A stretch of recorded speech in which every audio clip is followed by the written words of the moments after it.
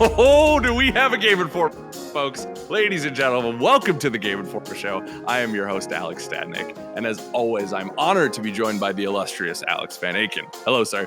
Hello, thank you for having me, Alex. Glad to be here. Thank you for being here. Join us each week alongside a rotating crew of GI editors and special guests from around the industry as we bring you the latest news, reviews, and big man swag your eyes and ears can handle. This week, I've been looking forward to this week for quite some time because we're talking Elden Ring cover story. That's right, baby. We're taking over the internet, one cover story at a time. And then you're like, oh, that's too much, Alex. I can't stand it. Wrong. We have more. Dying Light 2 review from the man who penned it himself. Let's introduce him. Andrew Reiner, the EIC, is in the building. Hello, sir. Hello. Good to see you guys. Good to see you. Good to hear you. You know? Oh, yeah. For the podcast listeners. Yes. Yeah. Listen to our mouths. Yeah. Don't look at them. Just listen. Please. We all got nice smiles, though, you know? Nice choppers. Anyways, we got EIC in the building. We also have the man who literally wrote the book on Elden Ring, Dan Tack, in the building. It's great to be here, Alex. Thank you for having me. I didn't realize you were working for Prima Guides now. That's wild. Wrote the book on Elden Ring. And I can only imagine what a nightmare writing the guide for that game is going to be. Holy in Lord. the best way. Yeah, we're praying for you, Jesse Vitelli. And then, of course, Metallica is rad himself in the building. We have Blake Hester. Haven't seen Blake Hester in a while. Hello, sir. That's right. What's up, Will for Thrill Army? We're here. Glad to be here on the podcast once again. Shout out to WFT. Washington. Not the NFTs, but WFTs. Shouts out. Right. There you go. All right. And Blake is here because you've also been playing a little Dying Light as well, correct? Well, we can get into it, but yes. Well, like 2 weeks ago. Yeah, on a sabbatical. We'll get into it. But let's kick this off. There's plenty of news this week, right? We recently just saw that Suicide Squad is getting delayed to 2023. Sony bought Bungie. There's a lot of stuff, but for the sake of time, go check that out on YouTube and the website, GameInformer.com. We're going to just jump right into what you love, what you need in your life, and that's Elden Ring. And I can't think of a better person to do that than Dan Tack. Dan, you got to play 10 hours of this game, correct? Correct. 10 hours of unfiltered, somewhat unrestricted play. So way more than the network test. Yeah, but 10 hours. Okay. And I got to talk enthusiastic about this. It's been a whirlwind since we've released all this information. Obviously check it out. The cover story should be available online right about now. If you haven't seen the cover and you want to check it out, it's out there. The entire cover story should be on the site for you to peruse. GameInformer.com/Elden Ring. Yeah. 18 big pages of amazing stuff. This game completely blew me away, Alex. I don't even know what to tell you. It did. This game will, if these 10 hours can be extrapolated out into a full game, it will be From Software's best game, which is a lot. Considering that you are in the camp that Bloodborne is not only their best game, but one of the best games ever, correct? Yes. Bloodborne is my current best game of all time. Yeah. Wow. And this seems, not to put words in your mouth, but I think you've already said them. This seems to have a chance to usurp that. Again, anything can happen, right? But if we take the 10 hours I played and assume the full game is of that quality or higher, then yes, it will handily dethrone Bloodborne. Yes. Handily, this man says. Good Lord. So let's get into those 10 hours then. What about your experience is so revolutionary to you? And I talked about this in the cover, and I'm sure I'll talk about it again in the review if I'm lucky enough to do that. This game doesn't feel like another open world game. It feels like an adventure. And I know that's I am distilling it down here, but your curiosity will take you places. You'll have awesome realizations, both terrifying encounters and both really cool finds, like finding secret treasures under the ground by sneaking past sleeping bears or going on a quest and questing. Questing has always been in From Software games, but they didn't really feel like you were, you had to do X, Y, and Z in order to trigger new effects and advance a character storyline. But here it's like as you like it. Do you want to find this NPC and talk to them and go explore the place they tell you to go? Like there's breadcrumbs, right, to help you get to the bigger locations, but there's plenty of smaller locations off the beaten path. Everything's off the beaten path. Okay, go anywhere, do anything. If you can see it, you can go there, kind of deal. But with From Software's very almost signature atmospheric elements to it, where you're never really quite sure the area you're going into is safe. In fact, you can be sure it won't be, but you're still very intrigued and you want to go there and find out what's there. At the same time, more dialogue, more NPCs, more quests, more interactions than I think in any game, just in that 10 hours in any of the other games. They're really, really focusing on bringing more dialogue and story into things. And we're not going to talk about any of that here today. No story elements, but certainly happy to talk about the gameplay and mechanics and all that stuff and how it feels. And just completely blown away by the scale of things. Maybe the dungeon is one room with a chest in it that you snuck past some enemies to get to. Maybe the dungeon is multi-layered with several different checkpoints. Maybe it's a giant dungeon. We got to explore the first legacy dungeon in the game, which is much more dangerous than the outside world and a much more dialed down traditional Souls dungeon, but they really made sure to ramp it up to, forget 11, let's go to 12. And, embracing all the new elements they've added to the game, like, the jump button, which they've done before, but never in a dungeon diving capacity. Like, you're going to be in the dungeon exploring every nook and cranny, like jumping around sides and trying to, you're going to fall to your death several times, of course, during this process, but you're going to find all kinds of interesting things instead of just going through the level. They don't feel like levels. They feel like actual locations. As much as I love Souls and Bloodborne, they are levels, right? You can tell, okay, loop back here, do this thing here. You actually feel like you're exploring a castle or a dungeon or a jail or whatever. You're in the moment, you're there, and it feels like a living, breathing entity to be discovered. And that's amazing considering that, those games have been a little bit more linear, like you said, in the past. And now it's that was one of the questions coming into this, right? Was, are they going to be able to fill this meaningfully? And it sounds like, at least for the first 10 hours, they've been able to do that, right? Oh, and I can, again, I was still restricted in my play. There were areas I couldn't go to, things I couldn't do, but I was so much more freedom than the closed network test. And I think a lot of people have just assumed that the network test is what this game is. But when we had those invisible walls taken away from us and we could just see and go places, and even then we were still restricted, right? It's going to be, and still I had the most incredible experience ever. And when those when I can just go anywhere from the start, I'm just going in a straight line. I'm picking a line and I'm just going. When I get my hands on the full game, right? Dan, I assume you've got this giant open world, right? And you've got all of these sporadic areas, all of these, you kind of mentioned everything's off the beaten path. I assume there will be moments like in Bloodborne where you're going through the cathedral ward, and if you go through that, then you get to the the Hemwick Lane, and if you go past that, then you get to another. I assume there are still linear branches as well. There is they've put in guidance for those who really are looking. A lot of people could feel completely overwhelmed by having no direction. If you need a little direction, they do have sort of the checkpoint to checkpoint thing called the Guiding Grace. So if you are a player who doesn't want the experience of just going in and going everywhere off the bat, and they want some sort of instruction about, well, yeah, that Badlands wasteland area over there might have level 70 enemies or something, so you probably want to stay in the green zone, Limgrave, and we'll take you on that path. You can follow that trail, or you can say F it and just go wherever you want, which is what I'm going to do. But that trail is there for players who are looking for a little bit more of a templated experience. A little bit of, obviously you're still going to get sucked away on adventures in every which way, but it will be more of a, yes, maybe you should go here. You can see that on your map. Is that an option you can turn off, or is it just a visual cue? It's a visual cue on the map. It's a visual cue on the map called Guiding Grace, and it kind of points you in a direction. It's certainly not explicit you must go here now, but it'll take you on a trail that is, again, if you feel like you're overwhelmed, and you may, because just off the bat, it's really strange to talk about this in terms of other Souls games, because as you mentioned, Hemwick Lane. So in Bloodborne, maybe there's 2 to 3 different directions you can go, but we're talking completely omnidirectional, and they're all different experiences to be had at different levels of challenge and discovery, and it's like taking that. It's not comparable, and I know not everybody's had a chance to check it out yet, so I get that. but we can't we can't look at it in terms of, in Dark Souls 3 we can go one direction here, one direction there, and there's a sequence break we could do maybe, or in Bloodborne we can go X, Y, and Z.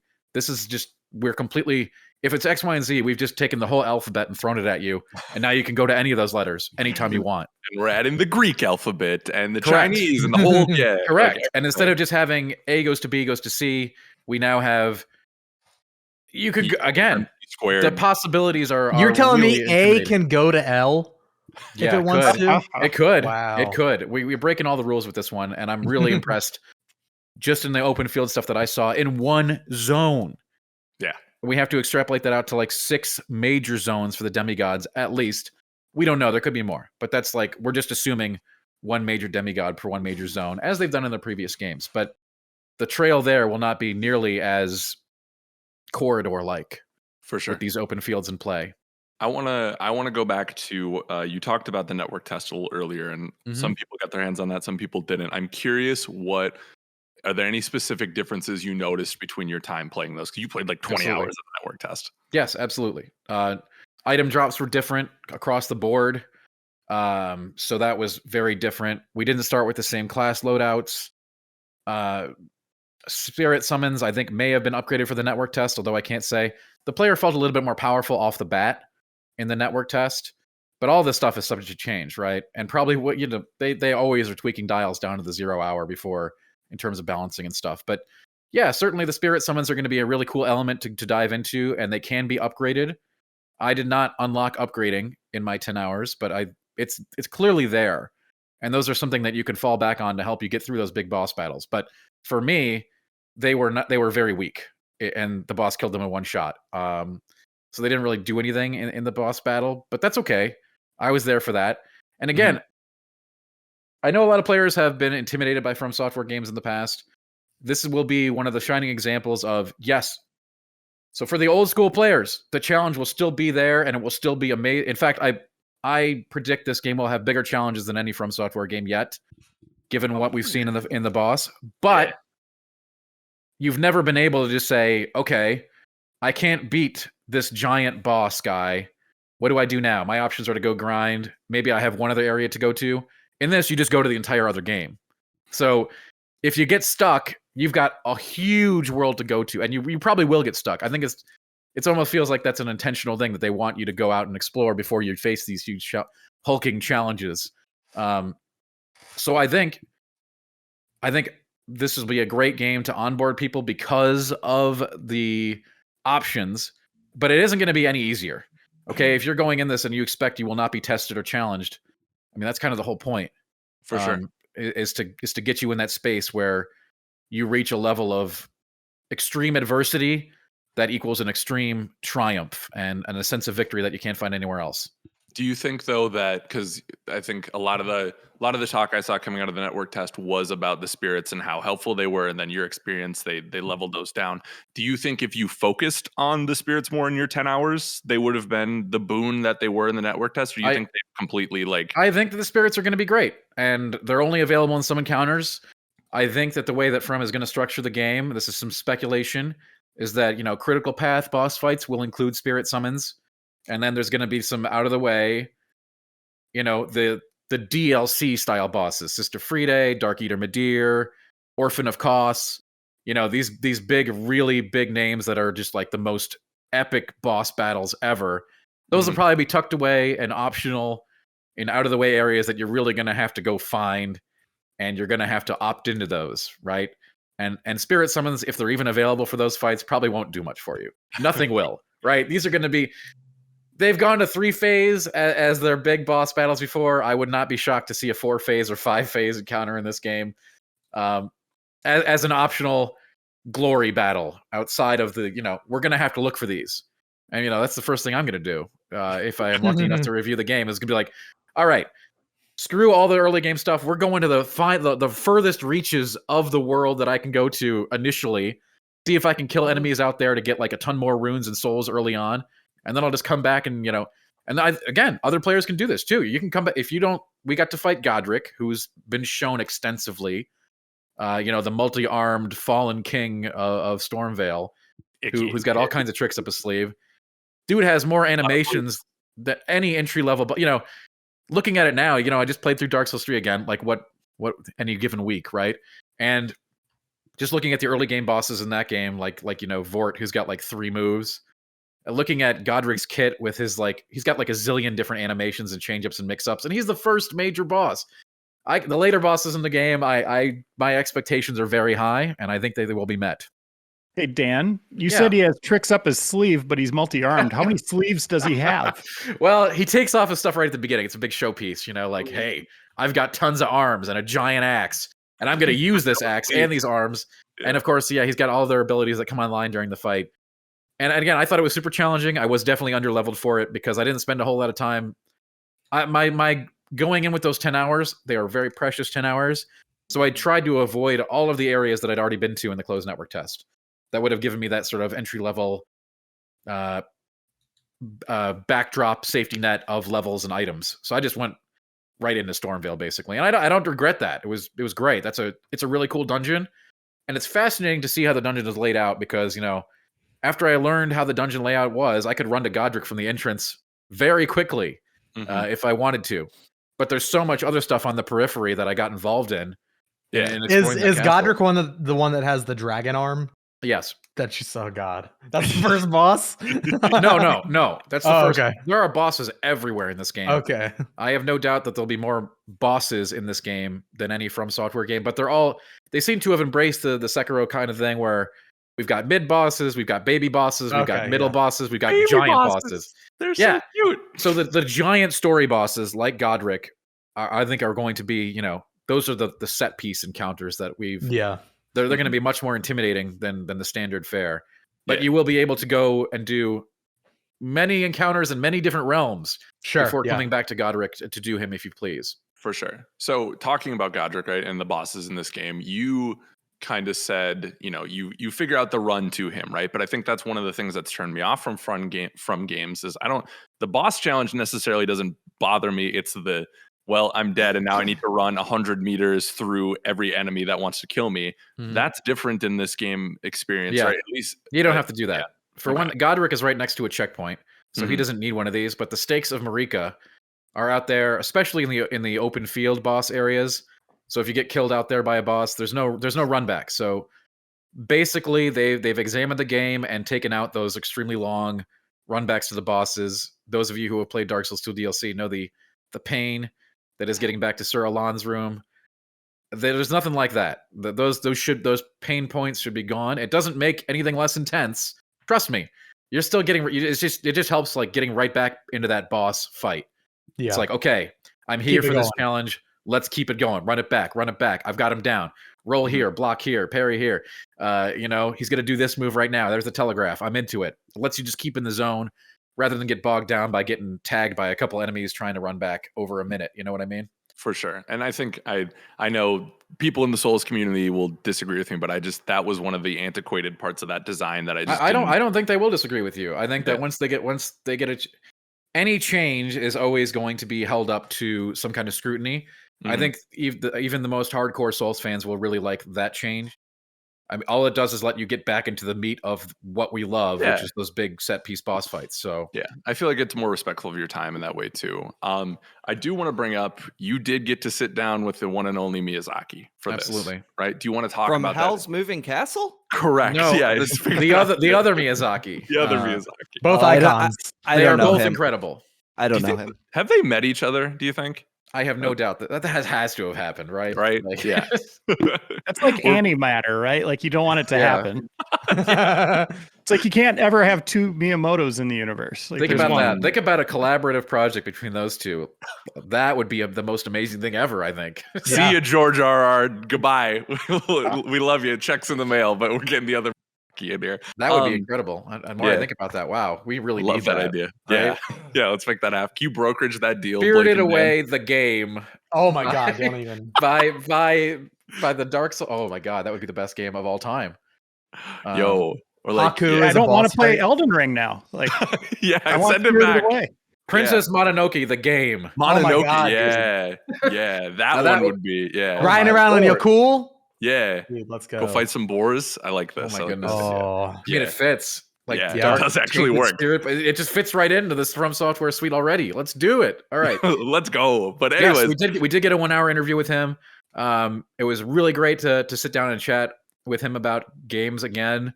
Certainly not our first time with him. It was, obviously we had to do it over Zoom due to the ongoing pandemic concerns, and it's not quite as awesome as it is IRL, but it was still very great to get some insight into the game stuff. We weaved a lot of those really interesting things that we found out into the cover story. mm-hmm. Did he recognize you? Because you said you've talked to him before. I think so, but I can't be sure. Yeah, right. He just put on a good face. I'm always curious with like the auteurs that you meet. Like, are they nice? Are they cool? Or are they just like in that rarefied He's always air? You know what I mean? always great in an interview, and he's kind of like once he comes out of his once he starts going with you, it's great. And talked about poison swamps and all that fun stuff. We've got some breakouts on the site to check out about that for sure. Do you want to, did he, I mean, I don't want to ruin the site content, right? But that's what I was curious about this too, is like, I feel like that's another thing. Some people on the internet are like, I don't want any more swamps. I don't want any of that. Do you want to talk about that at all? Since our first time interview, he's always been really steadfast about including those, what are referred to as environmental challenges levels, where, the level is the boss, is a boss of its own style. And it's kind of like it's like an encounter to sort of like, I don't know, get you through it, right? It's something to be endured and come out the other side of adversity on top, if you will. And I was surprised this time chatting with him how he was like, I know how people feel about the swamps, but I just start making one and then I can't stop myself. So I have no. I think anytime you say, I don't like that, it was tough, he's just going to keep adding them. So we got to trick him and be like, we love poison swamps. Yeah, poison swamps. Yeah. I am curious to see how they'll be implemented in this game. I did not get to see any poison swamps in my playthrough. I kind of, we kind of assumed there's going to be poison swamps, but I didn't. I guess the depth of how into it he would be, I guess I was a little surprised by there. Mm-hmm. So that's interesting. We'll have to see how much suffering we endure in the poison swamp of Elden Ring. Oh, I love it. Okay. So we talked about poison swamps. We talked about the Limgrave. Do you want to talk about any of the other stuff you saw, or do you want to save that for, because we have a bunch of video content. I think that if people want to see and engage with that stuff, the cover story is out and you can check us out on YouTube. There's a lot more there. I just don't want to, I know a lot of people for this game especially don't want to have anything, and they're counting down the days until they start it. So rather than go into those, we have those details, and here's the thing. I encourage you to check out the details that we do have. We have covered a lot of From Software games in the past early, and whatever they have shown us has been the sprinkles on the cake. Okay, so whatever we got, as cool as it may seem, and as like, oh, they got to see this new zone. It's not. It's going to be a complete nothing once the full scope and scale of this game are revealed. I have no doubt about that. Yeah, we haven't even broken out like the sundae. The bananas haven't been cut. The cherry's still in the jar. There's so much we don't have. It's true. Point. Everything we've seen, despite it being a lot, is completely surface level, and I cannot wait to get into this game. The Dan predicts on this one is that it's going to be the best thing ever. And Dan doesn't deal in hyperbole unless he's going poggers. I mean, listeners of the show probably know that I do take a more meted and conservative approach to the hype train. Mm-hmm. But I in this one, it just, if you're not sold after 10 hours, then I don't know. Sure, it could change. So we have to keep that in mind. Yeah. This could be like one thing that capitulates in the mid to the late game. I have no expectation of that happening. In fact, I think it's going to go the other direction, and this thing is just going to. They're going to be screaming about this game. Okay, this is the one. This is the one. If I have to say, is it you? Everybody. Yeah.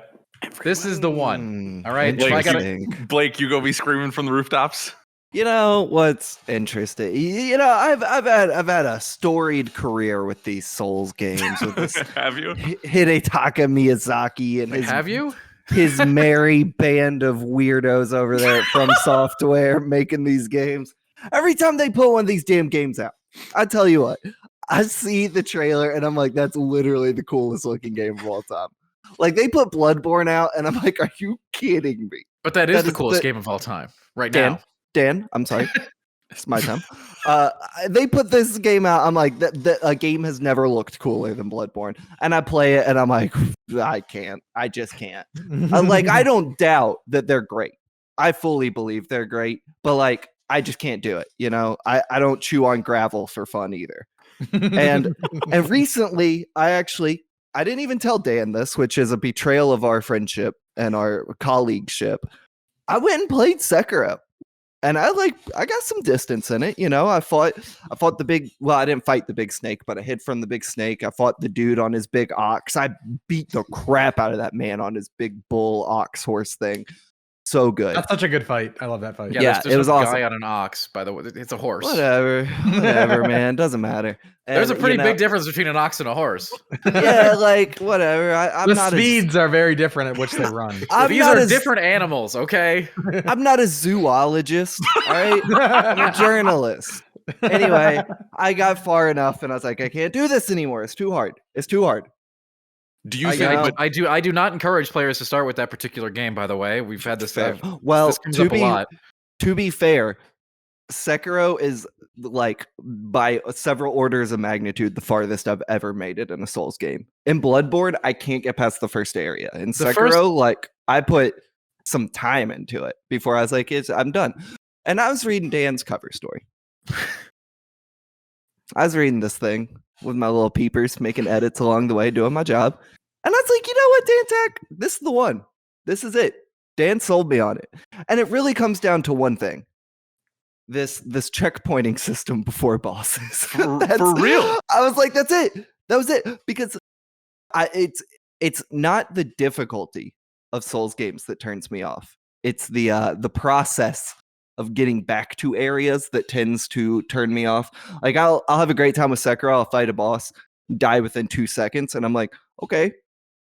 Well, there's a 5 to 10 minute process of getting back there that is not for me, and I don't want to deal with. And when I was reading Dan's cover story, and he's talking about, I'm not sure what they're called. I'm sorry. We'll call them checkpoints, for lack of a better word, before these bosses. I was like, I think that's the one. I think that's what sells me on it. Because I don't mind a hard game. I just don't enjoy the tedium.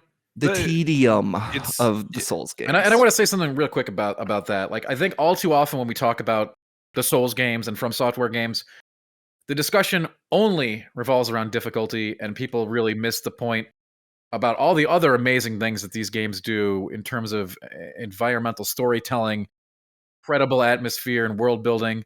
This stuff all gets thrown out the window, and the only discourse we ever seem to have online is about difficulty. And I think there's a lot of other great parts of these games that people are missing out on because they're too... The lore.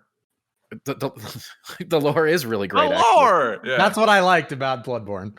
I think, somewhat to Dan's point, like I do agree, and I'm very compelled, or I'm very drawn to the aesthetics of these games and like want to play them and want to enjoy them.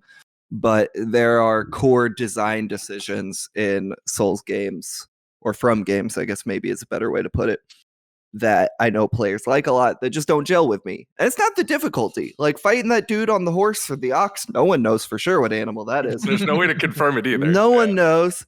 Like I had a great time fighting him, but it's not that turns me off. But I think Elden Ring, of what I've heard of new additions and kind of tweaks to the typical From formula, it is one of my more anticipated games to check out this year. Not my most anticipated. It's no Ghostwire Tokyo. Let's put it on wax right now.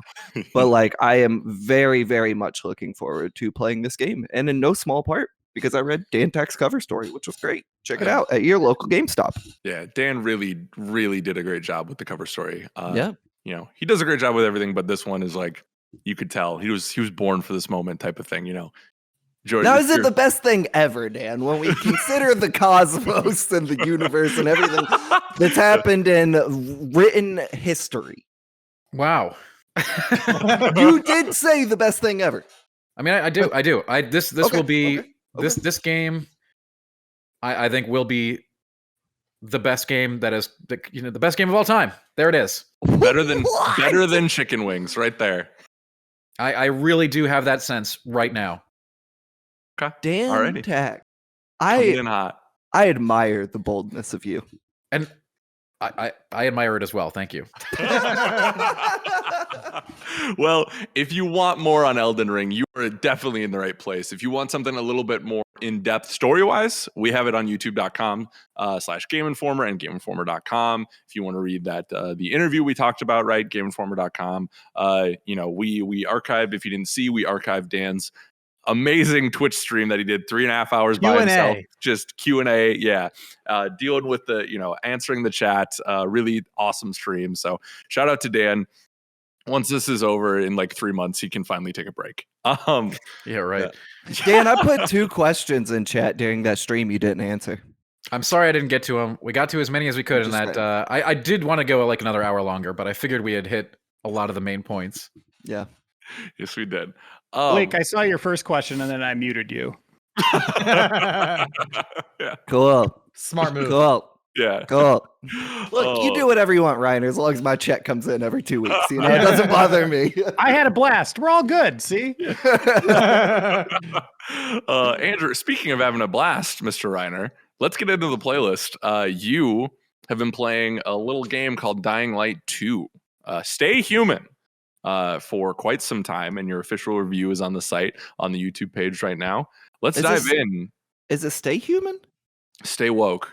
Oh, I was thinking Become Human, which is a different game. That sorry. is, yeah. Apologies. I'm sorry. Yeah. Reiner, let's get into it. You were very high game. Do you want to talk about why that is? Yeah, I mean, I loved it, and I put 50, 60, 70 hours. I don't know what my tally was. I think after the first weekend, I was at like 24 hours or whatever. I just couldn't put it down. And Dying Light 1 was fantastic and well supported over the years.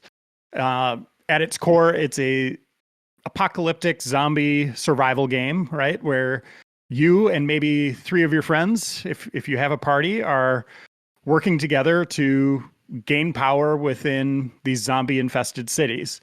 And one of the cool things that they do, you got a lot of hacking and slashing, everything you'd expect from a zombie experience. You don't want to get bit, but they added parkour into it. And that's what kind of made this game unique, right? Is you're scurrying along rooftops, along walls, flipping off poles. It has all those elements of allowing you to escape. And they really play that up, especially at night. And you're escaping swarms of zombies, and it's a sprint to the safe house, right? Like that's the goal. Dying Light 2 amps that up tenfold, and maybe that's a slight exaggeration, but the scale of both the environment and the tools that you have at your disposal are amplified big time, like just incredibly so. And it's so rewarding for the player in that throughout this whole game, from start to finish, you feel like you are gaining new things. Every new area you reach brings some kind of new toys to play with, or ways to move throughout the environment, or fend off these zombies. And the really interesting thing that they did with this one is they had that great backdrop, these zombies, this formula that was there. And now they've added a human element to it. So the name kind of plays off it a little bit, but they really play it up in that humanity is probably the worst enemy you're going to face here, right? Like they're the ones that could tear themselves down. They have the technology and the way to survive this apocalypse now. They have these bracelets that they wear that can keep them from turning after they get bit by a zombie. But they might be their own worst enemies in terms of politics, greed, lust. They could tear themselves down, and you're a part of that. You come in as kind of a distant voice or this guest to the city, and you have a unique set of eyes into this zombie apocalypse and how humanity is tearing itself down. Interesting. Okay, so I know. Did you enjoy the story? Did you feel engaged? I did. Yeah, with I it? saw a lot of people being like, "Oh, the story is poo-poo," but I was like, "Boy, I really thought it was beautifully done. How they sew in flashbacks, and it's a very personal journey for your character Aiden, who has some memories of some things maybe happening in this new city he's traveling to. Maybe it isn't so new after all." And that is sewn all the way through the game. And yeah, I like the characters I met. They're all very colorful, well written. There's a ton of dialogue in this game and a lot of choice. So you are kind of like Judge Dredd, right? Like, or I guess more in the game universe, Commander Shepard, where they're relying on you. You have this perspective of, and this kind of prowess of being the problem solver. And so there will be things that come up where it's do or die situations, or who lives, who dies, who gets the resources, which factions are going to be the ones that come out on top. And sometimes that's for your personal gain, where siding with one faction might open up a whole new traversal system, or maybe weapons, but you have to pick. You can't be like, hey, I'm just going to go with what the story's telling me. You kind of start thinking like, I'm going to be kind of selfish here because I want this, and this is going to help me in the short term. I'll get back to this other side later. I think it's brilliantly done. I loved it.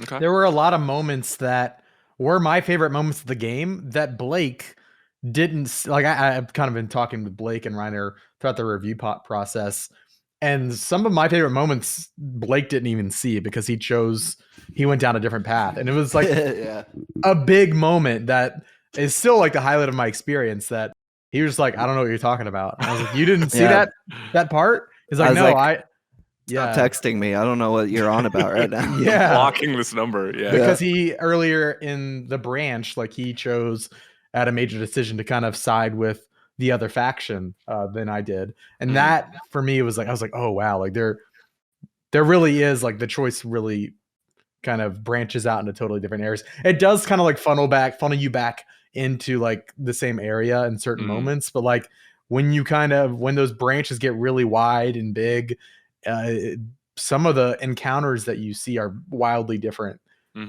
before it kind of brings you back to like the same kind of trunk, if we're going with that illustration. And I would say, the side stories are just as important and well done in terms of scripting and flow and where they take you in environments than the main, critical path missions. There's one called Black Widow. I don't know if you guys did this one.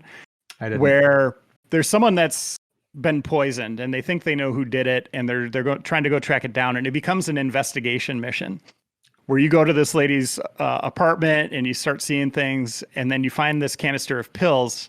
And I'll just kind of spoil this moment, but it's like they come to you like, she's gonna hang, unless you could prove she's innocent or whatever.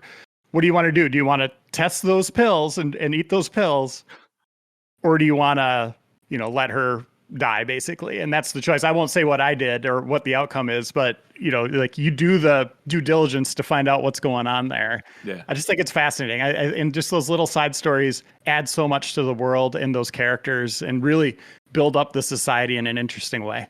For sure. So would you say from your time then, because that was some of the big hullabaloo in the beginning, right? It was like 500 hours to do everything, right? Do you feel like those choices you made were impactful and interesting enough where you want to go back in and see the other side of it? Some of them. There's, especially toward the end, I can't remember her name in the game, but Rosario Dawson's character. Lawan. She's fantastic, right? Absolutely fantastic. But there's these huge seismic choices that are there, and it's like, whoa. I wonder what that other one would do. They all sound awful or like very different. So yeah, I wanted to see those. There's, I would say maybe 10 or 15 of them. I felt that way. Other ones just seem like, oh, maybe that, who knows where that would go, but maybe it wouldn't matter so much. I don't know though. I don't think I'm going to go back and see those different scenarios. When you beat the game, it undoes some of those decisions and plops you back in the world so you can complete everything. Okay. I thought you meant just totally did it. I was like, that's unsatisfying. Yeah. Yeah, it's almost like a previous save state, just so you can keep playing, right? Like, so they can have big things happen and then also have you keep playing. It's not like retconning it or anything like that. It's just a pretty decent decision on how to get you back into it. For sure. I do want to ask you, because you played on PlayStation or Xbox, correct? Xbox Series X, yep. Okay. Some of the stuff I was seeing online was some people were having some buggy issues, right? And I think Blake had one of his own, and Alex too. Yeah. Was your experience pretty clean? Did you run into bugs yourself, like that kind of stuff?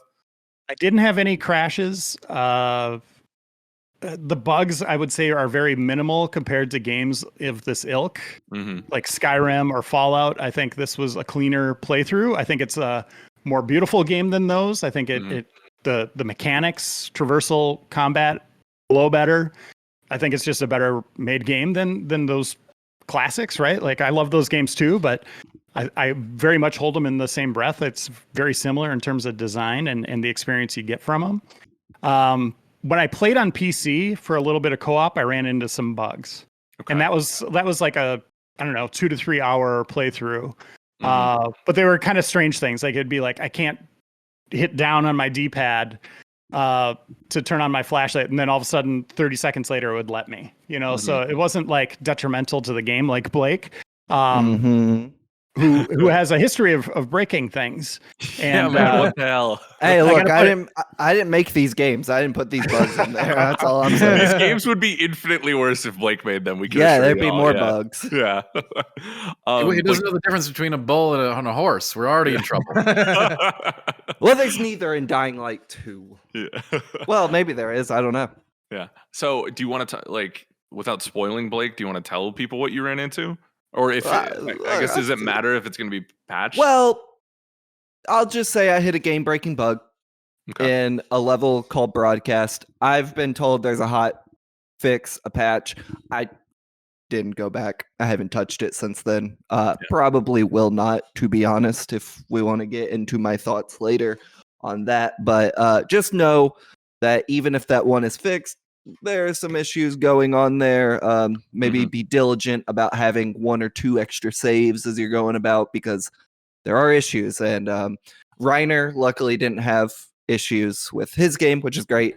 But in talking to some other reviewers, I know they had some pretty severe issues as well. So if you're playing early, be mindful. From what I've of gathered, that. it seems like Xbox is the cleanest. The cleanest as far as bugs go. I don't Blake remember. and I were both on PlayStation, and that one seems to be the worst. For bugs. I don't remember if I had any crashes, but there were definitely a lot of annoying bugs, and I think I had to exit out of the game and load back in a couple times. Okay. But I don't remember any hard crashes. I had a few, but like they've since been patched. It reminds me of playing Skyrim, right? Like, there was people in the office when they were playing Skyrim. They had pretty clean playthroughs, but I was like, my dragons are flying backwards. It's really buggy, So I put that in my review, but my playthrough of this one was clean. And it's like most games early, there's that kind of minefield aspect of, if you do one thing out of the ordinary or something that the testers didn't pick up, like Broadcast, I think it was. If you stopped playing that mission and then went back to it, that created a fail state for not being able to continue the game. Like, just little things like that. Like, these games are massive, right? I will say the everybody's majority of mileage the is gonna be bugs I played, I've gone back since they patched some of those, and it's a lot smoother. Good. Yeah. Reiner, do you have any parting or final thoughts before I kick it over to Alex and Blake and ask them about their experience? I would just say, if you like those games like Skyrim, Fallout, these big open world, story-driven, choice-driven games, this is such a great power fantasy in the post-apocalyptic setting. It's about zombies, but at the same time, they get pushed back so much at times that it's really about these characters, humanity, these different factions. You're battling humans a lot. It's really well done. I didn't expect that to the degree that's there. And I loved it. I really did. And I know I'm one of the highest reviews on it, and that's okay. Everybody sees things differently, and I adored it, and I think other people will too. For sure. So give it a shot.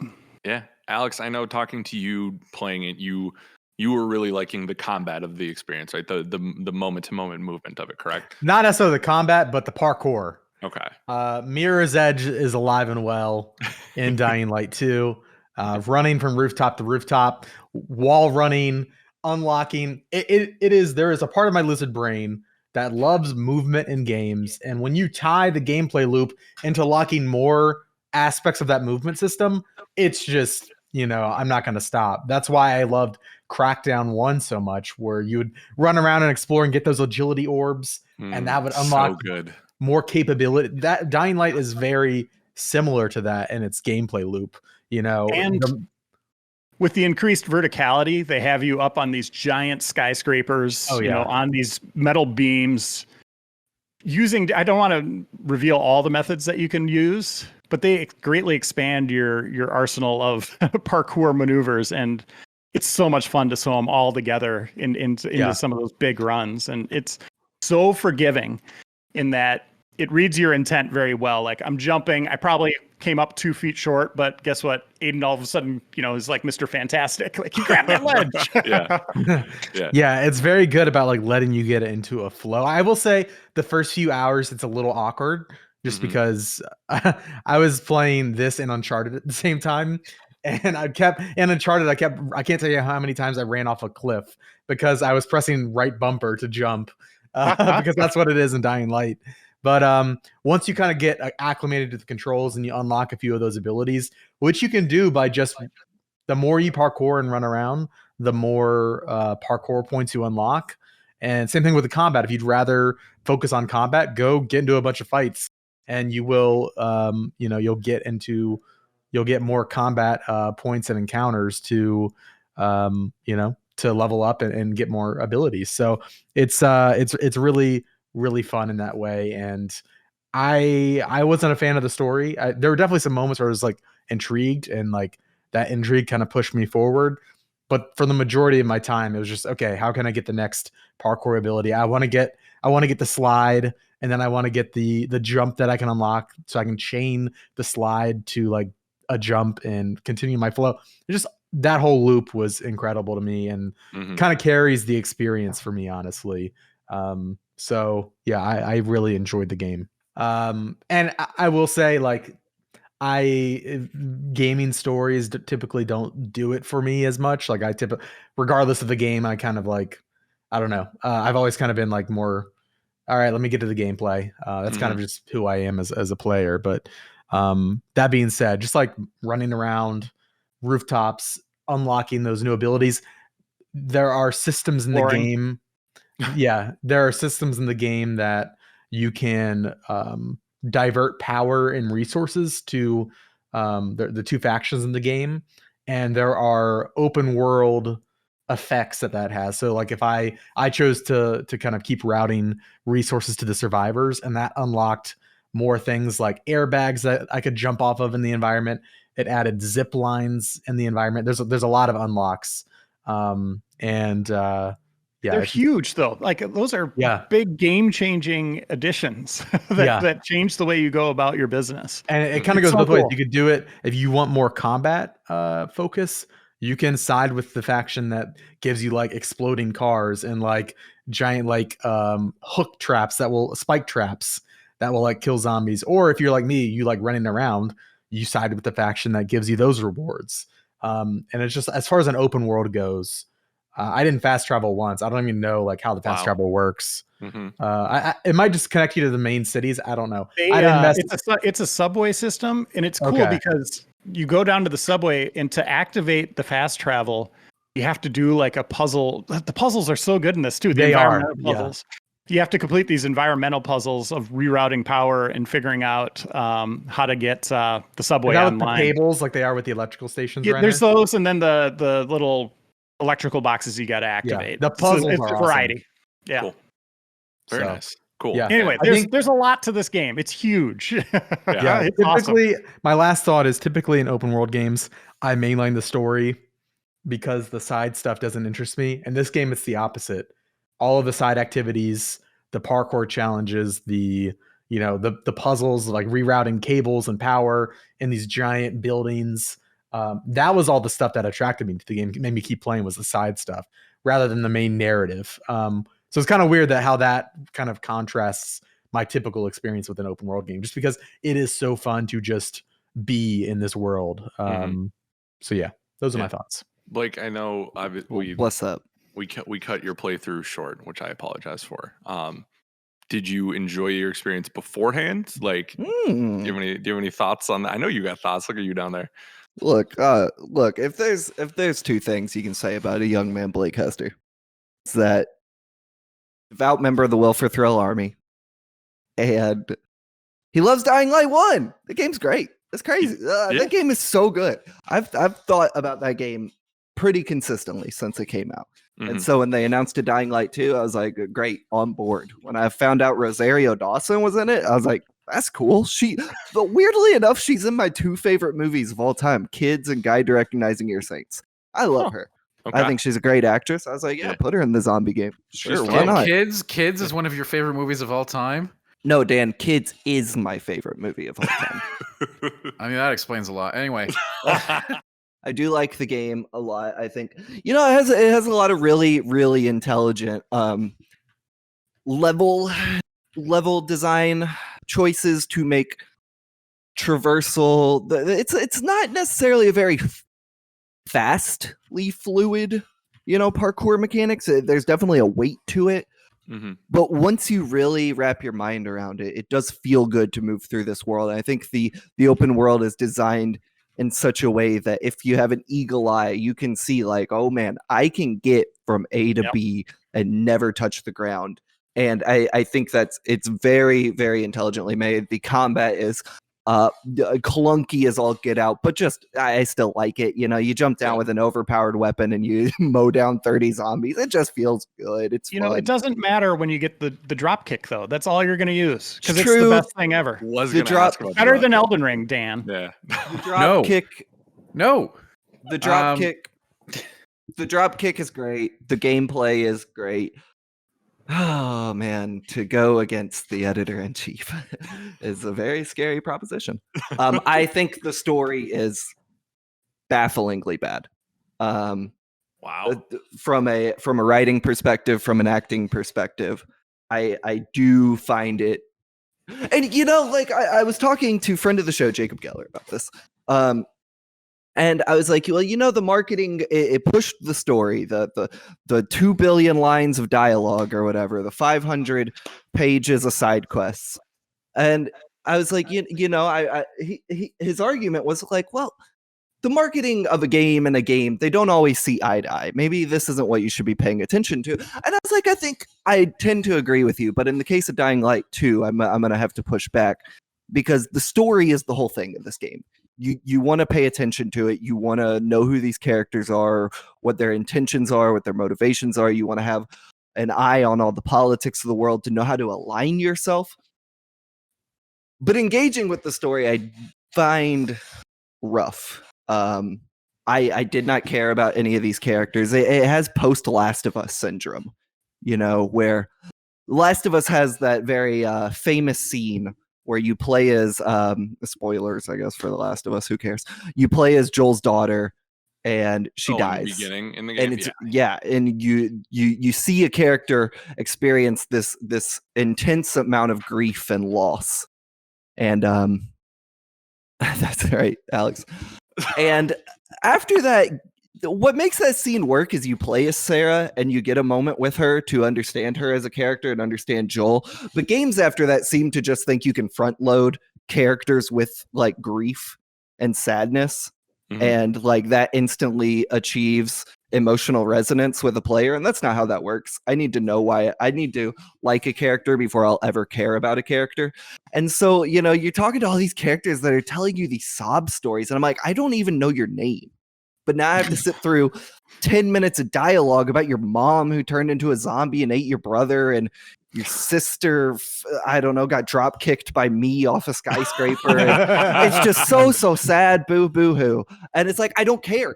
And it's like consistently bombarding you with these, what I feel are kind of amateur attempts at emotional resonance without actually having the writing to back it up and give me a reason to care about these characters. And when that's compounded by pretty messy voice acting, and it's just like, it really grates on you, and the game really wants you to engage with the story. And I think you have to engage with the story for the design decisions and the mechanics to make sense, because you are making very big decisions. Yeah, for me, I liked it. I agree with some of your points there. It's a little, little over the top at times or crass for reasons it doesn't need to be. But at the same time, I'm drop kicking zombies off a building and it kind of lines up. Sure. I also think, like the Fast and Furious movies are better movies than Kids. So we're two different people in that regard. So, well, that's, what can you say? That's to each their own, right? Yeah. So, That's fine. Well, I'm not trying to get on the high horse about storytelling or writing. The fundamental flaw for me is when that writing is pivotal to the game experience. You know what I'm saying? Like, I can enjoy a game or a movie with a dumb story and make my brain go smooth and not pay attention. Shouts out to Reagan in the back. This game, though, does not allow you to do that. The game doesn't work that way. Hearing Van Aken's take, I think what's interesting to me about this conversation, as someone who hasn't played this, right, is that there is this spectrum of enjoyment, right? Alex is saying, Reiner loves the story, right? Alex is saying it maybe didn't do. I'm Sweden. For him. You're, but I guess my point is though, like, you didn't necessarily need to love the story to keep playing it because of the gameplay, right? Whereas Blake is like, no, story is integral to this. Yeah. So I think this discourse is really, really interesting, and I'm curious to see what the community says about this too, right? Because it seems to be, and even online in the reviews, right, there is this spectrum. There is, right? yeah. And I think that's going to be, it's going to create fascinating discussions like we've had here today. No one's right, right? It's just opinion. I'm right. I'll put a cherry on top of my conversation to just say I did play 23 hours of this game. I'm not a zeitgeist player. I don't play things very long if I don't enjoy them on some level. I clearly enjoyed playing the game enough to put 23 hours into it. With the caveat that once something different came along, Dying Light was dropped like yesterday's dinner. But I enjoyed it. I guess these slippery hands, little hands, big plates, doesn't work out. But I don't know. It's just like, it's a weird game. It's a weird game. Yeah. And I'm not trying to belittle like Reiner's opinion on it. I think his review is great. And I think it's really fascinating to read someone on the other end of the spectrum of me to like see why, to like understand why he resonated with it in a way that I didn't. I think that review is very valuable and I like it a lot. Shouts out to the editor in chief. There we go. Blake, each their own, right? Like, yeah. Blake gets paid another week. Let's go. Reiner, let's send it off here. What did you give this game? 9.5 out of 10. And I can't wait to play more. And the interesting thing, before they launched it, they said they're going to be supporting it with content, meaningful content for another 5 years. You rarely see that where it's just like out of the gate, like, hey, this is how long we're going to be. They did that with the first game too. They're still putting out content for the first game. Yeah. So I trust them. Well, and interesting varied stuff, right, from the DLC. So very curious where this game goes. I'm very curious with this. I want the multiplayer mode. I want the Dying Light 2 BR that they had for the first game. Yeah. Ooh, okay. There you go. I want that really bad. Yeah. If you're listening, Techland. Hey, Alex, I got a question for you. Which one? Doesn't matter. What time does this go live tomorrow? Whenever it's done, usually around 1. Why? 1 p.m.? Yeah, it's the goal. I'll get a quick playlist in here. OlliOlli World, go play it. It's great. Oh, okay. It is a playlist, though. I forgot. Embargo's up tomorrow. Dying Light. We've talked a lot about OlliOlli World. It's not we don't have to belabor the point, but I think people who like those first 2 games, you should check it out. What about somebody who hasn't played any of them? God, if you haven't played any of them, this is the one to play. It's cool. It's a cool game. Do I have a score? I don't. I'm waffling between, at my most negative, 7.75, at my highest an 8. So solid game. I really, really enjoyed. Great music, great art style, bad characters. That's fine. It is what it is. It seems to be a recurring theme. It's a skateboarding game. I said the same thing in my preview, but yeah. Is there a character you like in video games? Is there a character I like in video games? I mean, like the obvious ones. Like obviously, I love Kiryu and Majima and a lot of the Yakuza characters. Okay. I do like the cast of Nier Automata. I'm very fond of. There is some. Okay, I just wanted to see. Yeah. Okay. You know who I do really like? Max Payne.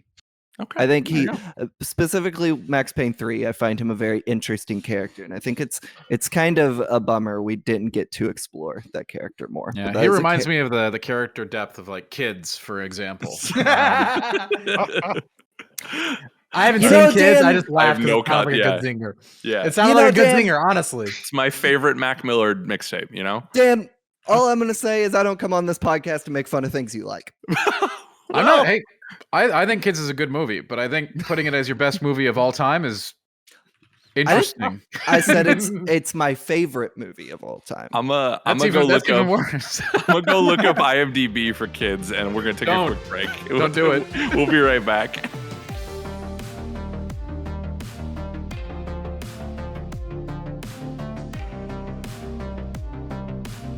Welcome back, everybody, to the Game Informer Show. We are in housekeeping now. This is the part of the show where we tell you what's new in the world of Game Informer. We always start the section off with a new podcast review, which you can go leave at Apple Podcasts and Spotify. We really appreciate that. If you leave a review, we want to say thank you by reading it off. Of course, leave us an honest review. Obviously, positive ones are nice, but we do want you to be honest. If there's, you have some helpful feedback for us, that's the place to leave it. This week, we have a 5-star review from Jack Wagon III saying, "Thanks for mentioning Blur. I love that game and never hear anyone talk about it. Hopefully it makes some sort of comeback." Well, more of a review of Blur, I feel like, on our Apple Podcast feed. But you know what? It's a positive number. I'll take it. I wish I it like was it. that simple where we could just bring up a game and get the 5-star review. Yeah. You can.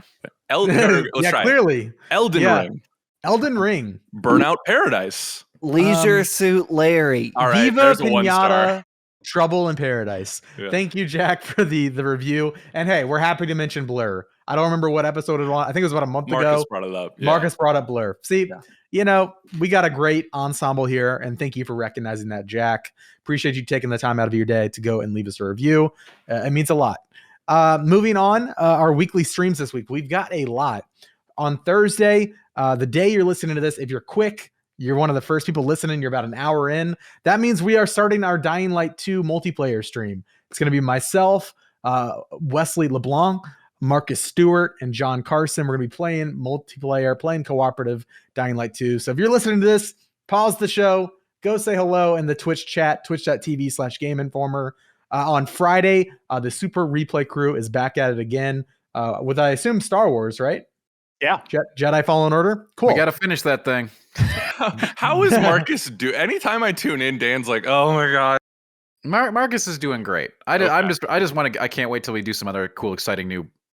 Hey, stick around. We got some. I'm gonna put Marcus on the sticks for some fun stuff here soon. Oh, sweet. So yeah, check out Super Replay on Friday at 2 p.m. Central, and then on Monday, Dying Light 2 is happening again for Multiplayer Monday, 9 a.m. So early risers, this is for you, our European audience. This one's for you. Yeah. Tune in, come say hello. It might be the same crew as Thursday. It might be Alex and Ben Reeves. We're gonna figure it out, but regardless, it should be a fun time. Multiplayer Monday. It's happening 9 a.m. Central, twitch.tv/Game Informer. Those are all the streams for the week. As far as videos go, we've got Elden Ring galore. We've got new gameplay that just went live a few days ago. Went live yesterday, actually. We've had stuff from the last couple of weeks where we're breaking down the gameplay that we're actually putting up. A lot of Elden Ring stuff. Go over to youtube.com/Game Informer. You also see our Dying Light 2 video review over there, as well as some other stuff, NGTs, all that fun stuff. Social media plugs. If you like this ensemble, you want to talk to them about any of the games that were mentioned today, you want to talk to Blake about the movie Kids, starring Rosario Dawson. cool. I who like to stars do in that. Dying Light You'll get 2. flagged on Twitter for that. Don't do that. Hit me up. Yeah. You can follow the crew. Follow Alex Stadnick at Studnick76. You can follow me at It's Van Aken. Follow Andrew Reiner. Talk all things Dying Light 2 at Andrew_Reiner. Follow Dan for Elden Ring at Dan Tack. And follow Blake Hester at Metallica is Rad. That's all the social plugs this week. Lastly, don't forget, go check out all of our podcasts. It seems like every week we're launching a new podcast here at Game Informer. I don't know what's up, but it's awesome. We've got Video Gameography, all things Nintendo, and our new comic book podcast, From Panel to Podcast. And speaking of, Reiner, you're the host of that show. Yeah. What's going on with Game Informer? You got some stuff to say about the website, about the company? Well, I too would like to know. yeah, I guess a couple of years ago, we kind of put, or maybe a year and a half ago, we put Game Informer Next into motion. And that was kind of like our chance to reinvent everything, have all of our creators on staff, every writer, artist, designer, streamer, everybody, video, you name it, kind of put their fingerprint on our future, right? Like all of us building this thing together. And it took a long time to get there, right? Like we had all these ideas, talking about them ad nauseum. And then guess what? Late last year, we released a redesigned magazine. with increased readability, all of our ideas kind of coming together in that. Not all of them Yeah. yet, but there's more coming online later. But that is very much, a new footprint for us as we move forward. And then you're also seeing that on the website and in our audio and video channels with these podcasts. And these are just very much like Brian Shade being like, I love Nintendo. I want to do a Nintendo show. And we're like, Yeah. do it. Mhm. Me with comic books. I want to do a comic book show. I'm doing it. You So look we're in going to the have mirror more. and it's like, do it. You won't do it. Yeah. We're going to have more experiences like that as we move forward. Even Blake, he a journalist at heart, likes long form journalism. We're embracing that in ways you'll find out in the future here with some of his investigative or what do you call it, Blake? It's not embedded, but it's really finding the story, digging deep into the some of these narratives that are from yesteryear and happening today. Yeah. Maybe investigative, but I feel like there's a little bit of a difference between what I and maybe a Nicole Carpenter tend to do in terms of investigating the industry. But embedded is usually how I like to refer to it, or at least overly written, perhaps. But yeah, so that's the long story. Is just we're really trying to pave a new future for us. We're 30 years old, going on 31 now. The outlet here. And it was time to refresh it and try. Feels like a new beginning. Yeah, and we're going to have a new office to go along with that. We're very close on finally getting in there. COVID pending. Yeah, right. But the walls are up, the paint's in, the carpet's in. Now we just need to furnish it and get our internet connection, and we're good to go. Yeah. So yeah, a whole new beginning. That's a great way to put it, Alex. Of kind of a fresh start for us and. It's been a lot of fun. I'm just having a blast working on all this new content and seeing it come to life from all of our talented people here. Truly. Well, I was going to say truly the Logan Roy of Game and Range. That's not a compliment, I don't think, if anyone's watched Succession. But he's getting everything, the GI podcast network together. We got video, we got the whole kit and caboodle. So yeah, more stuff on the way too, like Reiner said. Yeah, we're not done here. Yeah, no, better believe it. Cool. Awesome. Well, thank you, Reiner. Yeah. Well, Alex, take it away. Listener emails. Take us home. Listener emails. This is one of my favorite parts of the show. This is where you, the listener, can write in and let us know what you're thinking and what you want us to talk about. And you can do that by either hitting us up at podcastgameinformer.com, or you can post a question in our lovely little Discord, which Alex is going to tell you how to get into right now. Go! Yeah, twitch.tv/GameInformer is where you can go if you want to get into the Discord. Just subscribe one time. That'll give you access. Make sure your Discord is integrated with your Twitch account. Just got to do that inside of the Discord app. Our server will appear once you have been a subscriber. And yeah, come talk to us, ask questions for the show. You can do that. Yeah. And so much more. There's so much happening in that Discord. So come hang out. The Discord's favorite thing this week was saying that I broke some sort of Dying in Light embargo by saying it had co-op in it. No, that was out there. Did I sit there for 30 seconds and think I'm going to lose my job because I broke embargo? Maybe, but I pointed to the facts that were there. So let's get it popping here. C Raider comes in from Discord. Chris Fader says, Yo, you love have Chris. a magical remote which can add a commentary track to literally anything, be it a video game, movie, a shoe, or a hydroelectric dam. What are you using your remote on and why?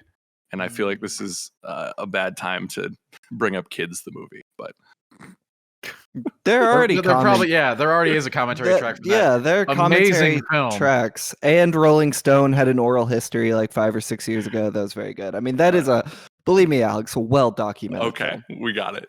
Dan, do you have a? Oh yeah, I mean for me it's freaking. I mean, I'd love to see that for something like Bloodborne, or we'll never get anything like that, but something for like Bloodborne or Elden Ring. Any of the Souls games really. But I think the most interesting to me would be either Bloodborne or Dark Souls 3 to have that kind of. It's fascinating just in the short bits we've gotten to talk about with Miyazaki about very small parts of the game. To have that kind of insight into the entirety of a game with a commentary would be incredible to me. Okay, dope. Alex, you look like you're stewing. Do you want me to come back to you? I think mine would be a commentary track on like any of the Vice documentaries that I really enjoy. As Mhm. far as like production goes, like I would love to hear the camera operator talk about like his strategy. I mean, you can apply this to any documentary, really. I'm fascinated by the process of making those and like what were the challenges for the camera operator, like, you know, what was cut, what wasn't. More so than just like you know, a regular commentary. I want to hear from the camera dude. Mhm. You know, what were his thoughts? Why did he capture this, you know, this piece of the scene, like with this composition, that Mhm. kind of stuff. But Vice in particular, I love their channel and would love to see more of that from them. Okay, cool. Reiner? I would go with Call of Duty Vanguard.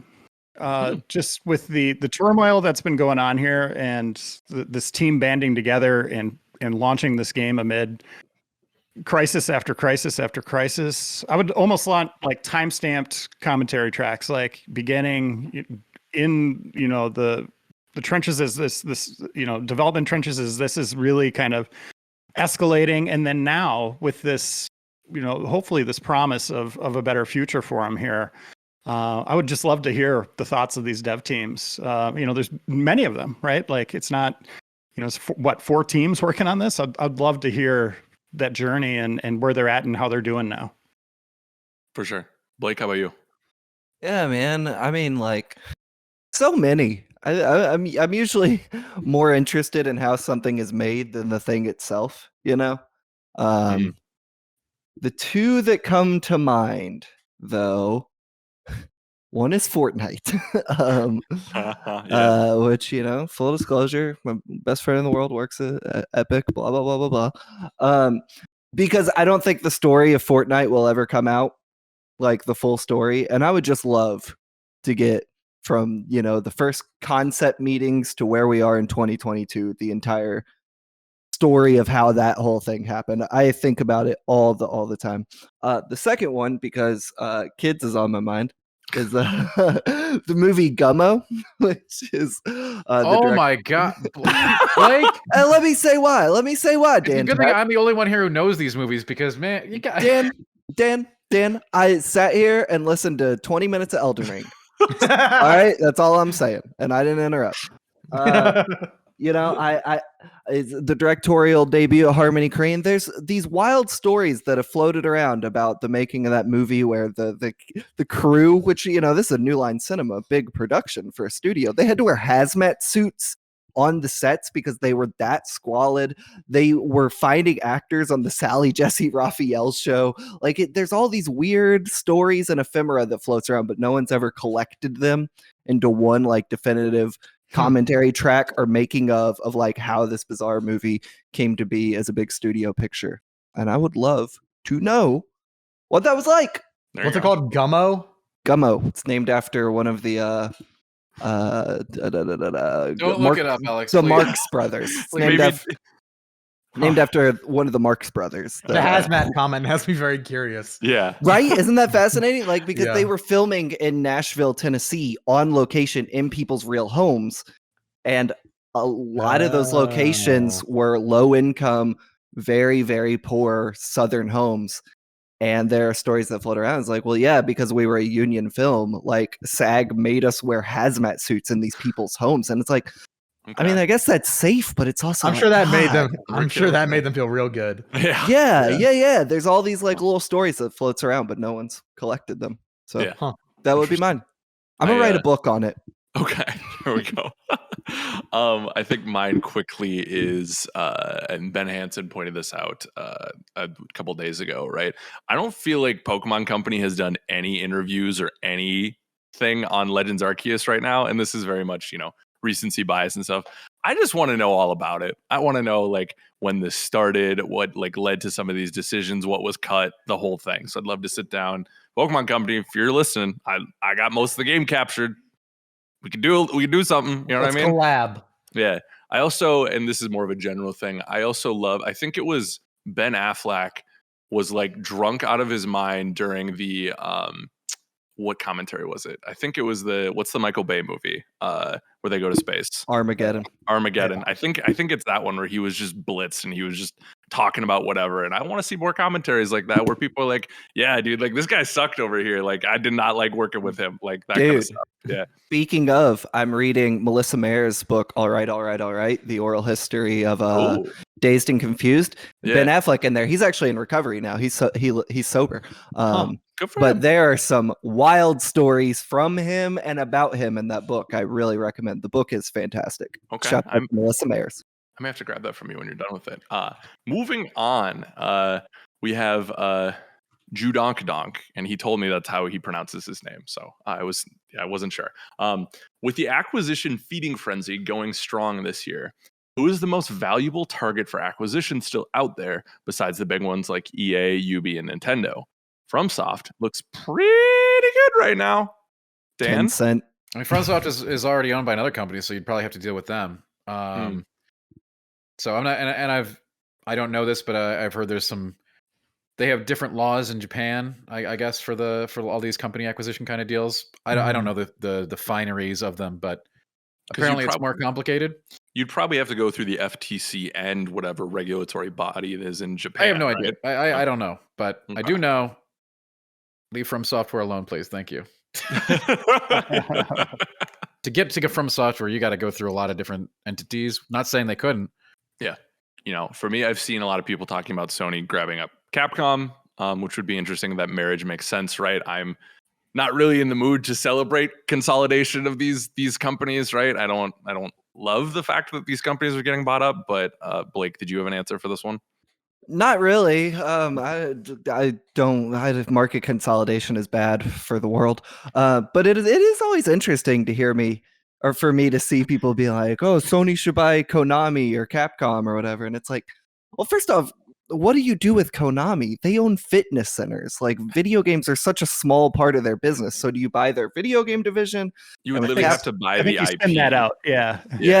But with Capcom, it's like they have an arcade division. So does Sony want to invest in arcade? I don't know. That stuff's very strange to me. Because the precedents there a little bit, right? Because Sony bought EGM, right? Or not EGM, excuse me, not the magazine, but Walmart bought them. Yeah. Walmart owns them. Yeah. No, they bought the fighting game like circuit. Evo. Yeah. So it's like they have bought interesting things, right? Right. And I'm not saying like it wouldn't happen, but I always like wonder, it's like, are we just thinking like Sony buys Metal Gear and Silent Hill and like, there's more to it. If I had to guess, if I had to give an answer, I don't know. It'd be cool if Sony bought Ninja Theory. Just out from Microsoft. From Microsoft. Yeah. Like, no, they're ours now. Yeah. That'd be cool. Yeah, they just go by the coalition. It's like, we're stealing all of your childhood memories here. Yeah. I would like it to be like something really antagonistic. I mean, like Bungie. Kind of, but like Bungie hasn't been owned by Microsoft in a long time. I mean, like Gear 6, put it on PlayStation 5 exclusive. Like, I would want it to be malicious. Yeah. Because other than that, it's boring. Just like a wrestling match. Yeah. Reiner, do you have one for this? I guess, and Dan Tack might be right, he's done more research than I have, but with Japanese companies, I don't know, but Square Enix seems like they're just kind of out there. That's a good fit for, I would say, both Nintendo and Sony, given the history. That would be big, getting Final Fantasy and all those IP. They do a ton of stuff there. That would be a big one.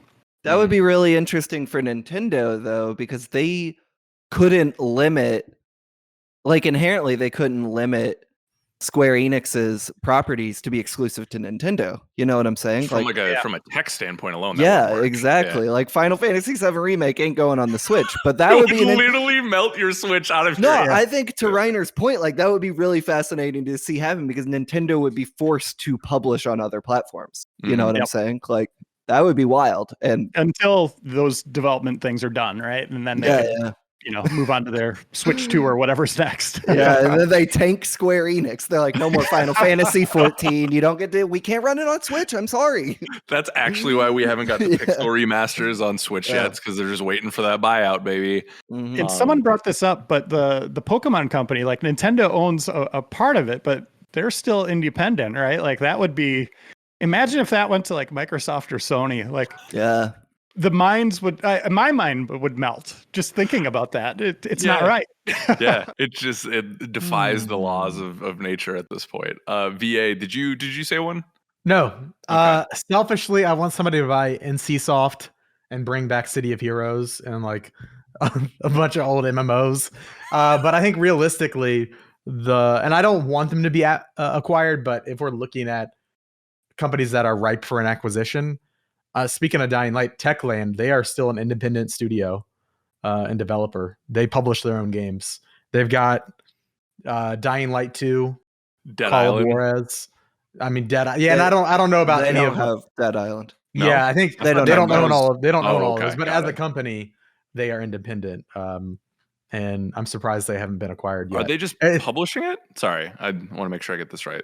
Dead What, Which Island. one? Dead Island? No, Yeah. no. They developed the first one, but that's owned by Deep Silver. Got and it. all Yeah, Okay. that. Okay, Yeah. okay, got it. Okay. But I believe Techland does own Dying Light. They are the developer and publisher of that game.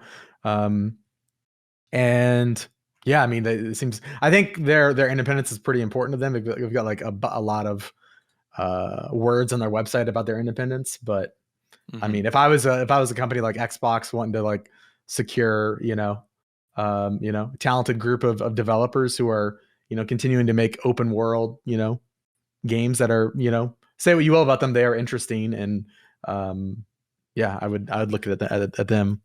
But I hope they, as far as I'm concerned, I hope they retain their independence. But for the sake of the question, Techland.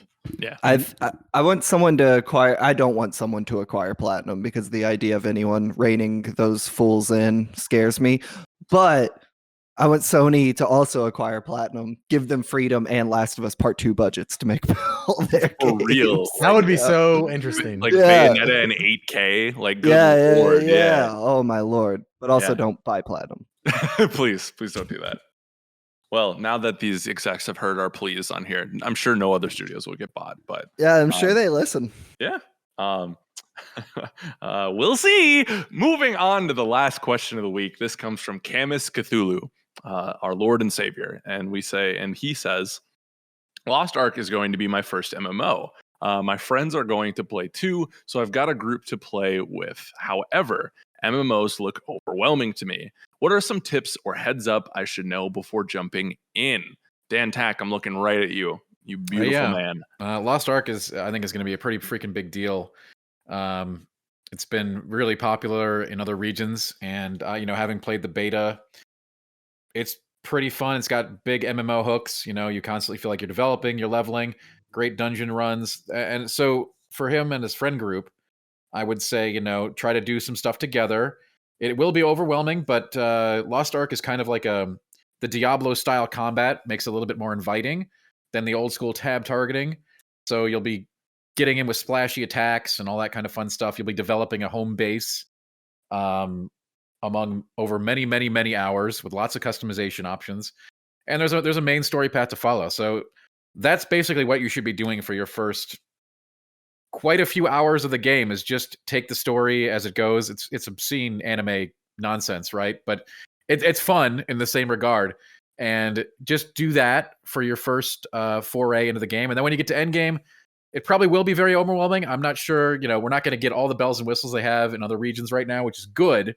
Because if we had all that kind of choice at the end game now, it would be completely overwhelming even to the most seasoned MMO veteran. But we're going to kind of like get drip fed the updates. Is there a point, Dan, to create alts?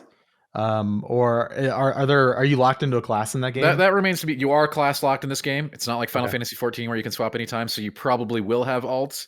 It really, I do not know how the end game works in the new version that we're getting here in the States. I don't know if the end game has been changed at all.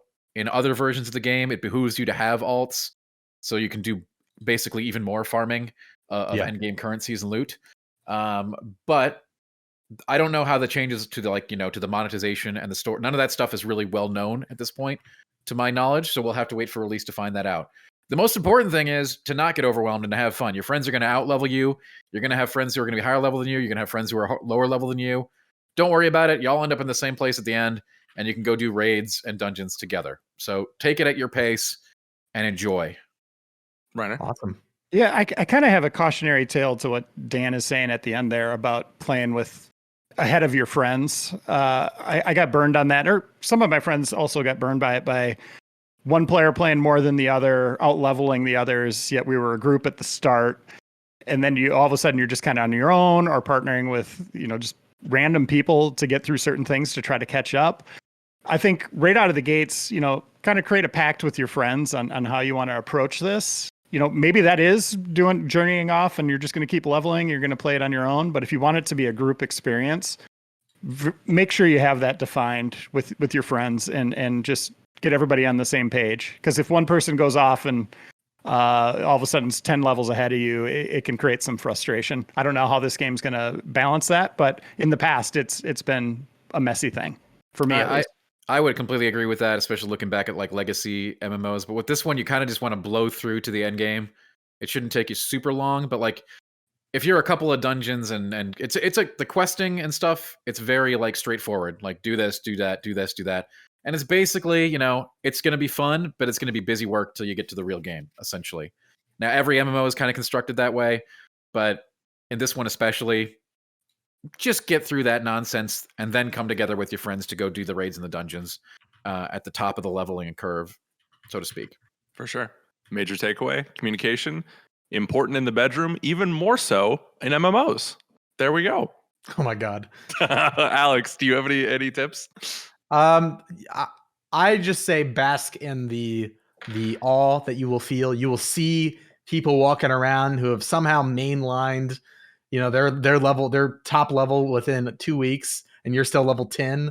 Enjoy it, because there is like a awe, right? Like that's, for me, I experienced that. Like, oh man, what was that mount that guy was riding around on? What armor was that? Like, just soak that feeling in, because it will eventually fade. And it's one of my favorite moments in any MMO is like that feeling of discovery and like curiosity. It's a great feeling. And MMOs, come few and far between, I feel like, these days compared to, 10, 15 years ago. And it's a cool feeling. Chase after it. Ask questions. Get engrossed in it. It's a good time. Hey, you just made me think of something. You made me think of something completely detached from the conversation here, but I want to bring it. You brought up mounts. Like, what is that mount? Dan, remember World of Warcraft? There was like a tiger you could get on a trading card. On a trading card, yeah. Those are really. I don't know if they're super expensive now, but they were very expensive back then. It was going for like $500. Oh, it was more than. I think those went up into the thousands. The spectral tiger mount, yeah, that's still a thing. Oh yeah. There were several exclusive mounts and pets you could only get from the trading card game by like a scratch off thing. That was one of them that was extremely pricey. I think those went for thousands. Released like a second version, I believe, of the spectral tiger, but like the original one is still super rare. Yep, that was definitely a thing, and people would go gaga for those cards. I remember people who didn't care about the card game at all just going and buying boxes to try to get one of those things so that they could have it in game. And back then, that tiger was really awesome looking. Today, I mean, kind of underwhelming. Today, like, you just get on a boat, right? That game is ridiculous at this point where it's gone with mounts. Yeah. Anyway, yeah, I was reminded of that. There's currently an eBay listing. There's an eBay listing for $10,000 right now for. Yeah. Shut your face. I knew it was way more than 500. Yeah. Here's my tip: don't pay anything like that for. You know how many Fortnite skins you could get with that money? I'm just saying. Do you know that's part of it? You can pay for half my wedding. With okay, wait. Yeah. There are more reasonable prices for this thing. Yeah. I'm looking at one right now that is $6,400. Okay. One for $2,700 unscratched. Yep. So okay, I mean, that is a bid. So yeah, I'll sell my car and I'll get one of those. Yeah. We'll have it in the office. Oh, I love it. Well, Blake, I don't know. You've never played an MMO. Never played an MMO in my life. Do you know what it stands for? Massively multiplayer online role-playing game. There we go. I'm a game informer. You passed the test. You nailed it. Bro, you don't know the difference between an ox and a horse. I got to check on you sometime. Ladies and gentlemen, this has been the Game Informer Show. You got anything to say about that? She doesn't. Nope. She knows if you're good at something, never do it for free. Thank you so much for watching, for listening. Be sure to like, share, and subscribe on all of our platforms. Like we said in the past, Spotify has now added reviews. I've seen a lot of you have added them. That's really great. Thank you. Keep sending us that. The subscriptions help. Everything helps. So thank you. Good to one another, and we will see you next time. Next week, baby! Get your knife out of here, sicko. I got a prop closet over here. I know Yep, you do. that's what happens when you watch Kids and Gummo all day. All right, that's Literally, no one gets stabbed in either of those movies.